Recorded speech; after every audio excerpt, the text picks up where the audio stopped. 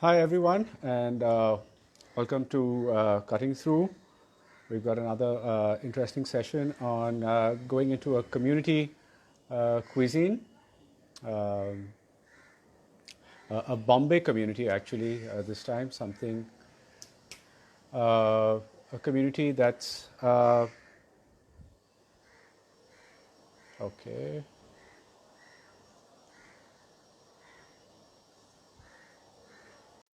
community that's actually been part of the Bombay scene for a very long time, but has been very, very quiet, very under the radar, so to speak. And we have Kunal joining us, and Kunal's going to be Hello, talking to hello, us about Antoine. how are you, sir? I'm good. I'm good. Okay, so just as I was explaining, the Pathare Prabhus, they're a very ancient Bombay community, actually, and Kunal will tell us more. I'm not sure I need to do an introduction for Kunal per se. I There's no think need. yeah, there's no need, exactly. So, I Kunal, just get let's jump. yeah, I just get embarrassed with the introduction. So let's jump into the subject immediately. Great, great. So, Kunal, let's Uh, quickly start off with a brief introduction to the community for people who don't know who the Pathare Prabhus are. okay, so very, very simply put, the Pathare Prabhus are today considered a Maharashtrian community because most of them are in Maharashtra. The history of the community, and they speak Marathi. Marathi is the mother tongue in a way. Um, the Pathare Prabhus migrated to Mumbai during the 13th century, and they are believed to be the descendants of King Ashwapati, who was the ruler of Nepal. And Oh, okay. yeah, so, there is a lot of there are a lot of stories. Okay, I don't think there is great proof about all these, but these are the stories that we've that sort of have come down word of mouth, and this is what people say.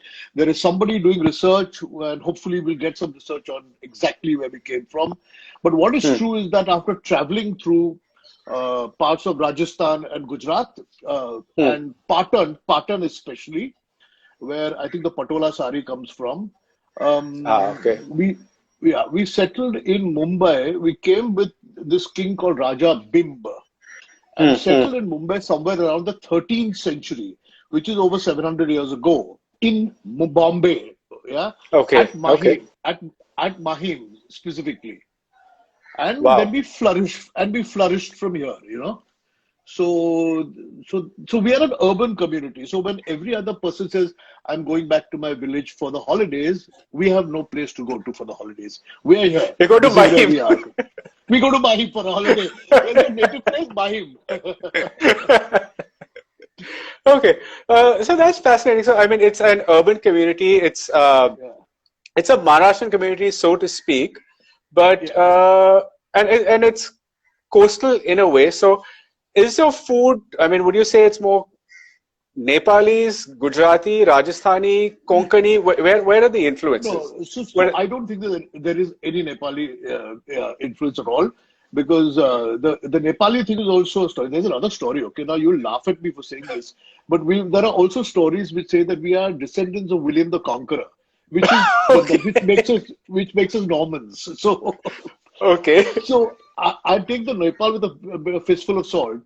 But yes, we have influences of Gujarat and of Rajasthan in the cooking bits and pieces, even in the culture and the language. In fact, in the 19 till about the 19th century, we did not speak Marathi as we speak it today. We spoke okay, with a splattering of Gujarati and Rajasthani in a tongue that was called Parbi. The language was called Parbi, which is okay. not exactly what in Marathi. A lot of words like kasla. Kasla means saucer, Hmm, or rakabi. Sorry, rakabi and kasla. So cup and saucer. hmm, hmm. Or tazla, which is tawa, which are words that are not spoken in Marathi, but they come out of Gujarat and Rajasthan. That kind of stuff. Okay, okay. Yeah, but And but in terms, sorry, coming yeah, coming back to the food, which is what you asked right. me. Yes, we have a lot of seafood in our cuisine. We're primarily non-vegetarian or non-veg eating people, and there's a lot of fish and a little bit of meat in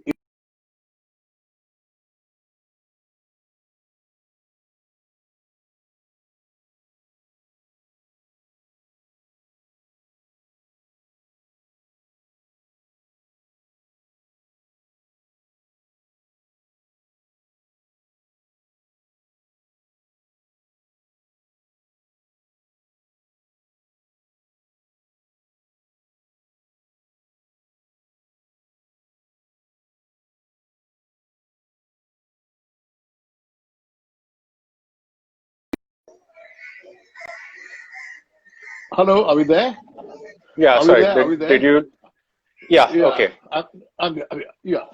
So yeah, so fish plays a very very prominent role in the cuisine. Okay, okay. And you were saying not all kinds of fish, though. I mean, it's really the top end of the fish, right? Well, okay, so it's a very wealthy community. The community was educated. Uh, there was 100% literacy in the community. It was a Hmm. progressive community with which worked with the British, worked in government, worked with erstwhile states, as in the Hmm. royalty of Hmm. the states. My great grandfather was the sort of prime minister of Savatwadi state. Uh, Oh, so okay. yeah. So what they call diwan in that. My great grandfather, sorry, not my grandfather, my great grandfather. Hmm. So it was a wealthy community, and so you see, all the food is expensive. We eat prawn, we eat pomfret, we eat ghole, we eat lobster and crab, and there's not much tiny little fish eaten in the Okay, community. Yeah. okay, okay. And the other thing again is coconut. I mean, coconut is one of the big things with most coastal communities. Is that Yeah. something that is used Mo- quite often in your cuisine? well, we most, unlike say the Gauda Saraswat Brahmins or the other Konkani communities from the Konkan coast, where everything contains coconut. So if you Hmm. take Goan Hindu food or Gauda Saraswat Hindu food, even the vegetables contain coconut. You cannot make a single dish Yeah. without coconut added to it. We use coconut only in our curries. Oh, So if it is a what we call a sambare or a kalwan or a sheer or what is called goda atla, then we use coconut, but we use coconut milk only. So you will not find shredded coconut, grated coconut, hmm, hmm, hmm, or hmm. it's light. It's light, and just the sort of first creamy, milky curries are what we make. Okay, okay. So is that because of the Gujarat influence, or I mean, where does that part of it come from? So what is the thickening? I mean, then that would kind of help The understand. what is a thickening agent? So Yeah, what is the the question? thickening Sorry. agent. Yeah. No, I'm trying to Well, say, huh. yeah. In Why most, not coconut? Yeah. I'm not sure why not coconut, but I think coconut milk is used because it is just a far more refined flavor. Like you take a really good Thai curry. I mean, you can compare our green curry to a green Thai curry. It's only there is no Oh, lemongrass and galangal and all in it. The right, right. the flavors are different, but it's Hmm. got the consistency and the creaminess and the richness of a Thai curry. Unlike a gasi, which is quite a strong, robust, rough, you know, Yeah, yeah. Hmm. curry. So it's not that Hmm. kind of curry. Or a shakuti, for example. A Yeah, shakuti again yeah. has got probably, I'm not sure, you know better, has probably got two kinds of coconut in it. They probably got ghati masala you do with dry coconut, as Yeah. well as Kolhapur does it with dry coconut as well as fresh coconut. They make Yeah, curry. yeah, So yeah. yeah. And the other recipes that we have, the other food that we make, the thickening agent invariably is garlic. So you use garlic, tons of garlic. Don't grind it Oh, to a paste. Yeah. So like a huh, khadkhad, which has now become an iconic Pathare Prabhu dish. Everybody talks about it. huh, huh. It's not a thick gravy. None of our gravies are really thick. Yeah. Um, Okay. but uh, because most thickening agents are, if it's not coconut, okay, then what is the thickening agent you use? Onion, or then you add atta to it, or you add besan to it, or you do something else, Hmm. or some sort of Nuts? flour. Nuts, yes, yeah. Although we don't really do any kaju pastes or anything, but Okay, the okay. dishes are very simplistic, simple to make, but very very flavorful dishes. Like the khadkhadla I was talking to you about has four ingredients, five ingredients in it. There's Oh, only oil. okay. Yes, there's oil, a lot of oil, decent amount of oil. There's lots of garlic, lots and lots of garlic, preferably crushed and not a garlic paste. Yeah. Hmm. Uh, then you add either prawns to it, or you add crab to it, or you make it with lobster or whatever you want. And then there's red chili powder, haldi powder, and our masala. Our masala is called Parvi Sambar. Sambar masala Okay. made with our Parvi recipe. Like the East Indians have a bottle masala, CKPs have the Yeah. Sikkim masala, we have our masala. That is it. Interesting. So we are talking only four ingredients besides the prawn or the fish or whatever, and Okay. Okay. it's brilliant. I know a lot of non-Pathare Prabhus who find it an acquired taste, but we love it. Take a bhujla example, for Hmm. example. Bhujla I think is like comfort food.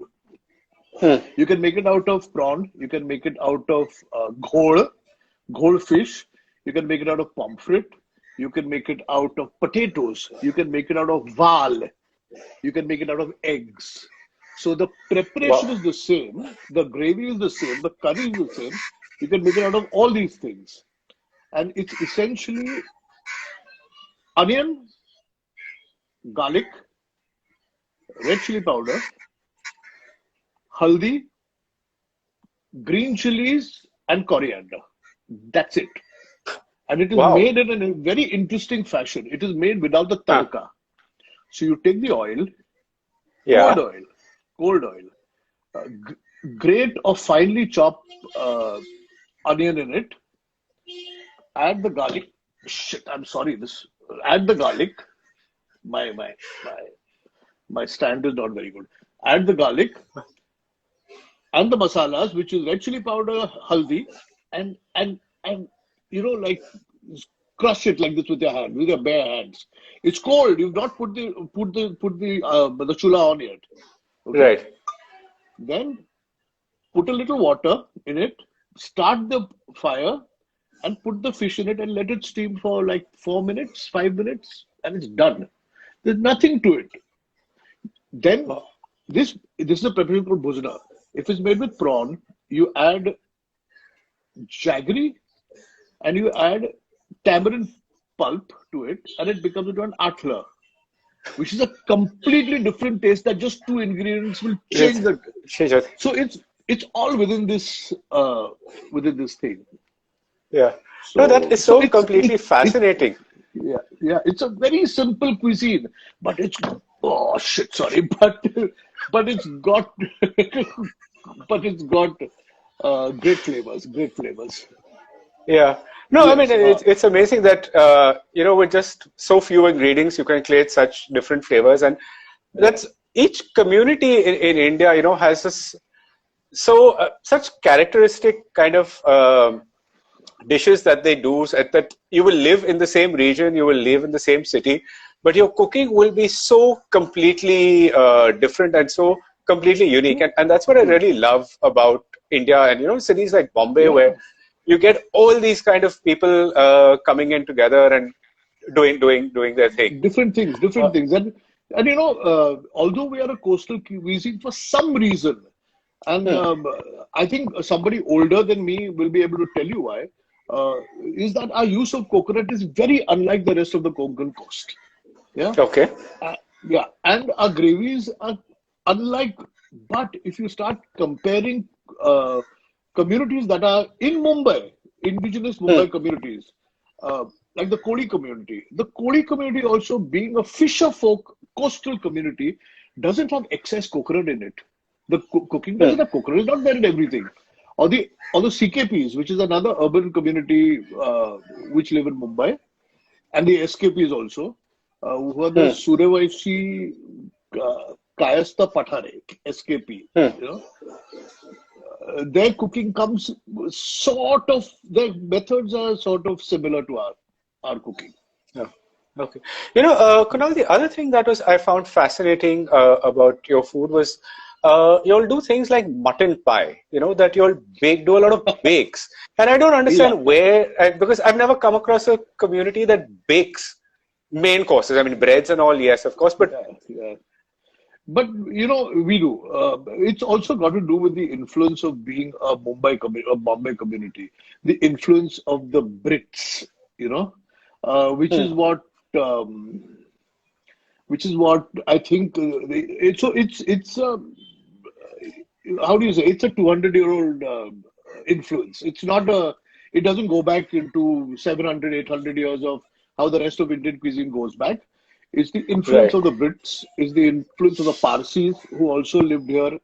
So we make Hmm. baked like bhanaula. Bhanaula is it's like the Gujarati handwo.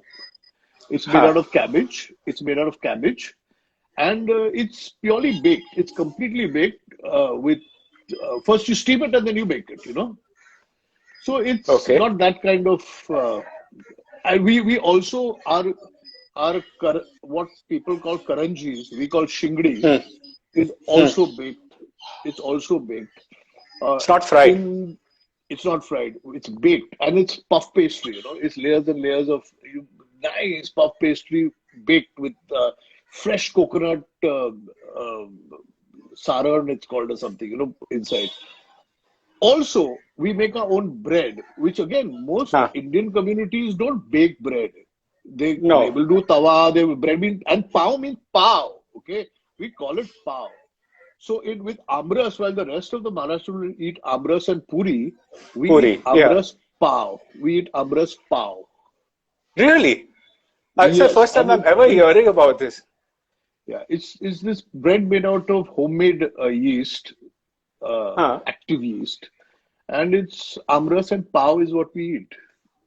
And is it like Then the we ladi have pav that we get, or is it like a no, slightly no, no, different? no. It's a smelly. It's very strong yeast flavor to it. And when you're cooking Okay. it at home, you could get easily turned off by the bread because it's stinky.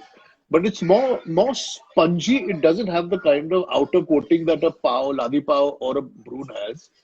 It's a bit like a focaccia, but not the focaccia uh, which has a thick layer. Not, I wouldn't call it a crust layer out, Hmm. but Okay. it's a spongy bread. Also, we do Interesting. things. Interesting. Also, we do things which we do a thing called kauta. Now, kavat is the Marathi word is the sort of I don't know where it comes from for egg. Egg. A lot of people call egg kauta. So, Huh. mala don't count. I want don't two counter for breakfast. So I want two eggs for breakfast. So this is a bread which is in the shape of an egg, which is baked with keema inside. So you can make it with keema inside, or you can make it with the same Huh. stuffing that goes into a modak or into a karanji, the coconut. So these are the veg and the non-veg variety. So a lot of bread eating, bread making, baking in the community. And Oh, that interesting.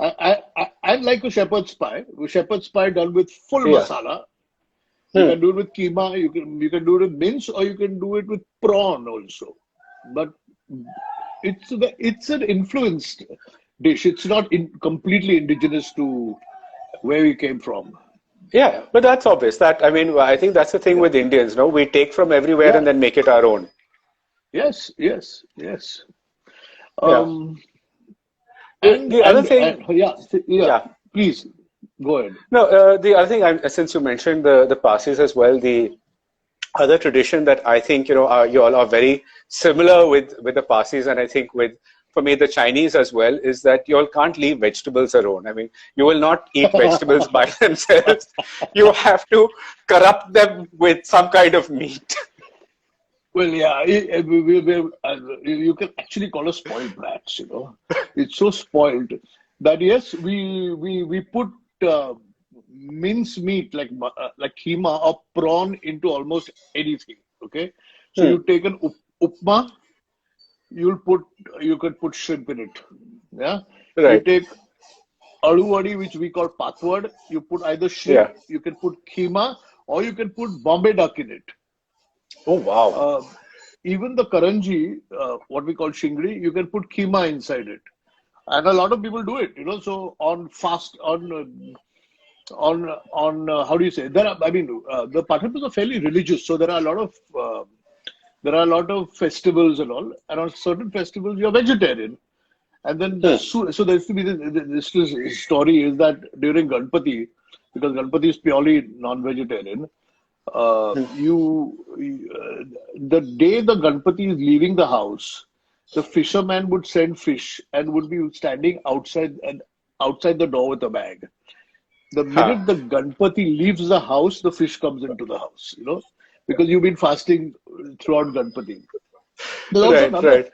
there's also another peculiarity, okay? We even cook our vegetables in a way where they resemble meat. So Okay. we have a dish called matnacha goda. Okay, mutton is mutton. Goda is a Hmm. preparation which is not sweet. It's made with our masala. It's a very simple recipe. Again, 5 ingredients, no grinding, nothing. But it's nice. It's a spicy mutton curry. Hmm. Uh, on days when you're vegetarian, you'll probably make it with suran or yam or potato. Okay. So you take suran and you take potato and you will cut it exactly the way you cut mutton. So that you have those pieces which are the size of mutton and you cook it Right, as if right. you're eating mutton. You take padwal, which is snake gourd.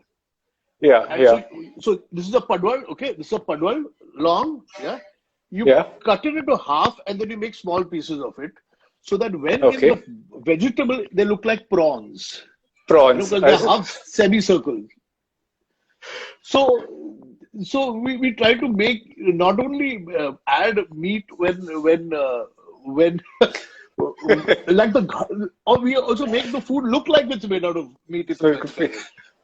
The most iconic dish is the ghada.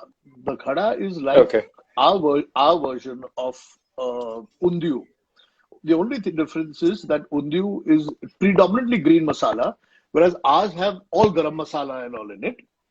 But Huh. with all the multiple vegetables that you may put in, including raw banana and peanuts and suran and all that, traditionally made, you will add whole fish to it, you will add prawns to it, and mutton to it, which Okay. is I cannot imagine eating it with so many different flavors in it.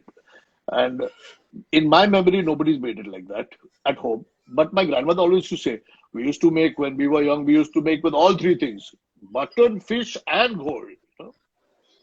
Wow. Okay, before I go to the next question, I think there's a friend of yours who is trying to say hi and wants a response. Who? Maya. Yeah. Hello, Mayu. Mayu is Cyrus's daughter. Hello, Mayu. How are you, darling? There you go. Okay, so is this a cuisine with a vast repertoire, or to me it sounds like it's a small cuisine which does the same dish in multiple ways? Which one would you say? Yeah, I know that there are a couple of people now writing books on the community.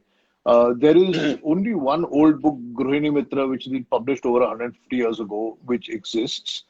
Um, but if you take only main courses, I don't think there is enough to make a thick book of recipes. Oh, I'd say we've got about 20 great dishes, which is, okay. and and we don't hear of too many Pathare Prabhu accompaniments like chutneys. You pick up any community cookbook, and half the Yeah, book is yeah. full of salads and chutneys. Hmm. Kachumbars, chutneys, and all that. Now, and please don't get upset, people, if I'm wrong, but uh, but we don't have that much, but we have very, very solid Pathare Prabhu dishes, which are just very nice. It's a small repertoire, is what I'd say. Okay, okay. It's also a fairly small community, isn't it? Well, at last count, I think about 7,000 people. Seven. I thought it was more. I thought it was 60,000 or something. That's the Parsis, right? No. Parsis are 60,000. We are hardly, and I'll give you a little sort of, it's a fun thing. So our surnames, okay, all they just sound great. Okay, most Okay. Maharashtrian surnames are either from the place you come from. So you have Right. the Gavaskar and the Dabolkars and the, who come from Dabol and Gavas and whatever else. Or you have Deshmukh, Desai, Vaidya, Deshpande, which are designations. Right. We have great sounding surnames like Vijayakar. Vijayakar is the victorious. Victoria. Yeah. Ajinkya, the invincible. Kirtikar, somebody with Kirti. Kirti as in, what is the English word now for Kirti? These are Trilokekar. These are just, Tirukekar. yeah, these are names that just sound beautifully Yeah. bombastic and really nice. So which goes back to talk to say that we have no, this is where we are. We are here. Okay. And it's a progressive community. Progressive community, I must say. One, Hmm. fully educated, no dowry for centuries. No dowry. We never heard of dowry. The dowry system didn't touch us. Um, we were, our women drank alcohol. My great grandmother had jars and jars of wine stashed in her cupboard. When she passed away, we found baranies full of wine. So it was Barani means, those baranies that you put Yeah, yeah, I know. achar in. There was this foul smelling liquid stored. Nobody knew what was. Then my grandfather said, "Arey Baba, it's her wine, man." Okay. Okay. So, So if you have a limited repertoire, what would really feast food, like, let's say wedding food or, celebratory food look like? okay, so wedding food would be predominantly vegetarian, okay, because weddings are vegetarian. So a Hmm. wedding thali would normally be masale bhat, which also other communities have. Would have sagu and puri, which is sego, the fat sego, not the sabudana, with Okay. condensed milk. Would Condensed have, milk. as in like basundi, it's just reduced milk here. Okay. So it's Okay. like a basundi with these big sago balls in them. Hmm. There'd be chawlichi bhaji. There would be batatacha goda. It's ideally batatacha goda, the same recipe that you use for um, and what else? And then there'd be some sort of bhajias and all kind of. So it's predominantly vegetarian food in a wedding. Ananas as a sambare, which will be a pineapple curry, Hmm. sweet pineapple curry, sweet and spicy pineapple curry. But for a party, for example, which has got nothing to do with religion or because all religious festivals are vegetarian. Right. Right. Um, you would have bhujra would be there at home every day. Bhujra, okay, Okay. which is the typical. It's just fish and rice. Bhujra or bhat. There'd be khadkhadla, bhujra, goda atla, um, tomato cheese sheer, which is a tomato coconut gravy curry. There would be what else would there be? There'd be a lot of savories like pangochi, which is like bhajias. Uh, Hmm. so it will khadkhadla if it's chimbori, big chimbori is crab khadkhadla. There'll be a lot of this and a lot. Some things are eaten with rice, and the others are Hmm. eaten with either khakras, which are slightly sort of crisp chapatis. Hmm. And yeah, that's anything more. I don't know. Tell me, ask me. Uh, yeah, I don't think anyone's added anything else to your list, but No. yeah. And in terms of desserts, I mean, it's the standard Indian desserts, or do you all have Uh, something so we have again a baked dessert called rot. Rot is rote? like a cake. Rot is like a cake made with with rava semolina, which is very nice. Then we do karanjis. Then we do. Then lovely thing. My Rahul, Rahul Velkar, my cousin. His mother Who used has to just make joined this us, yeah. Who's just said has it's a he? very interesting. Has, who his mother used to make this kiske, which were little sweet maida deep fried little biscuits, if I for want of another word. But the Huh. classic wedding celebration dessert is sago puri. Sago, Yeah, which is like a basundi with puris in it. And then we yeah, also yeah. do the other Maharashtrian desserts. It's like we have laddus, like the Raghavdas Hmm. laddu. We do besan laddu, churme laddu. We do polis out of kaju, badam, and Oh, so puran polis. No? So we do it who does? yeah, cashew poi, badam poi. So Okay, okay, yeah. So I told you, okay. expensive, very expensive cuisine. Everything is costs a lot of money. So Rahul's asked a question which I was also going to ask. And Uh, are there any places in Bombay where you get Pathare Prabhu food? Anyone? I know I think so the Vijayakars who are also joined us yeah, have to do a home kind yes. of a chef kind of a thing. The But Vijayakars do a home chef thing, which I've never eaten, but I hear that it's quite good. There's Kalpana Tarpade who does it. There's Soumitra Velkar who's been running, who started it out of his house, but now runs a interesting kitchen with Bonnie. It's called Hungry Cat Kitchen, and they have the odd Pathare Prabhu dish on the menu there. But no, nobody. I have been asked by a lot of people why there is no Pathare Prabhu restaurant. hmm, I still think it's a niche cuisine. I still think it's an acquired taste. But hmm, once you grow to like it, you will always like it. It's not an yeah, yeah, easy. Yeah, look, I'll give you an example. Okay, a restaurateur who was doing Maharashtrian food asked me for the recipe of a kolbisa lonsa. No, we do a prawn pickle. No, it's not a pickle actually. We just use the pickle masala to make a kolbisa lonsa. You people also make prawn pickle, but that's separately. Kolbisa lonsa is made instantly. You just take metkut, which is a mix of spices, which makes the prawn taste like a pickle. And so I gave them the recipe. I asked my mother, and I wrote it down, and I gave it. Then I went for a tasting, and it came with a thick gravy. So I said, "This doesn't taste like the prawn pickle recipe that I gave you." No, but see, we added onion to it. I said, "But there's no onion in the recipe." And we did a little bit of tandracha peat, which is rice flour in it also. I said, "Why have you done that? You changed the recipe. It no longer tastes like what it's meant to be, meant to taste like." He said, "But look, people ask us, where is the gravy? Why is the gravy like water?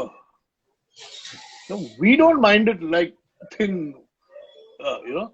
So yeah, yeah. I find that it's very difficult to run a full restaurant.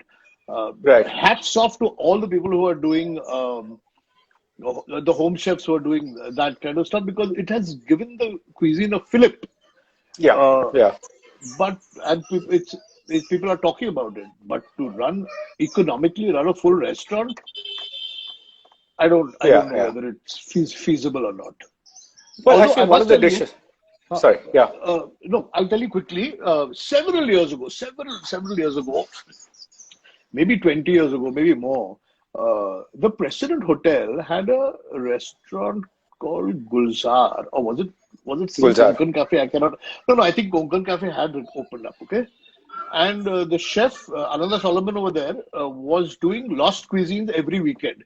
So he'd do a buffet of lost cuisines of India, and he asked me whether I would do it. I said, "We'd love to do it, but I need some expert help." So I got Rahul and his mother, who at that time also with a walking stick walked into the kitchen, fired all the chefs, and we did a full buffet of that, you know. Uh, but I'm not sure how many takers there were for that to run it in a you know in a large fashion. But it was great Right, food. right. We loved it, and I'm sure today, with people's minds and palates have been opened a little bit, Opening. we'll Yeah. we'll love it. We'll love it more. Yeah. No, as in, I recently came across the prawns with the aloo vadi when Ah, Culinary Kitchen. I think he's also doing some dishes. I think yeah, Pathare yeah. and CKP, and I really loved. Oh, I've Absolutely got to loved it. Yeah. I've got to eat his food, man. You recommended it. He called me up. I spoke to him, but I just haven't had the chance. But I'm going to do it because his menu looks fascinating. Absolutely. And I think perhaps that is maybe the way to go, to kind of, do a couple of dishes and kind of mix and match some of the things that, from each of the different communities, and kind of put those out rather than just focus on one cuisine. Absolutely.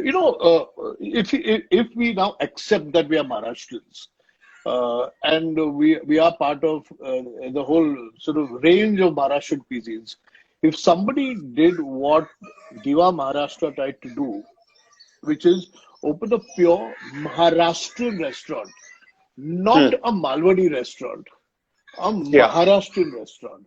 Because today Maharashtrian food has become either Aswad, which is that Brahmini food, vegetarian food, Prakash Aswad, snacky food, or it has become Malwani food. Malwan is a small village of Maharashtra. It's there. What is the size of Malwan? But if somebody did a full Maharashtrian, like you take Nagpur, Indore, although Indore now could be Madhya Pradesh, but still, or food from Agri food, Pathare Prabhu food, Brahmin food, Pune food, Saraswat food, and put it all together, I think it'll be a great restaurant to do. Yeah, I quite agree with you. And I think especially now when there is so much more interest in each of these communities. And now I think each of these communities also, very interestingly, have generated spokespeople. I mean, like yourself and, like other people from each of these communities. There are enough of people to kind of herald the trend and to say, look, listen, and let's take this forward. So, absolutely. Yeah. So I think more people than me have done I've done more for the Pathare Prabhu Cuisine. People like Soumitra and Kalpana and the Vijayakars and whoever else have done more than I have honestly done for it, for this. But I'm a happy spokesperson for the cuisine.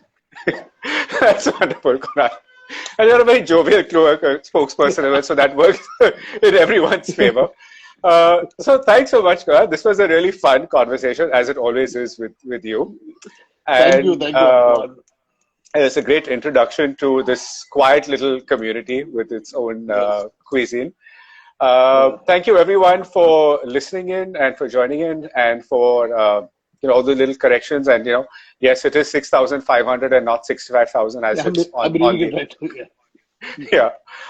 the site that I found. And so both the Pathares and the Parsis have to fight for who's closer to extinction.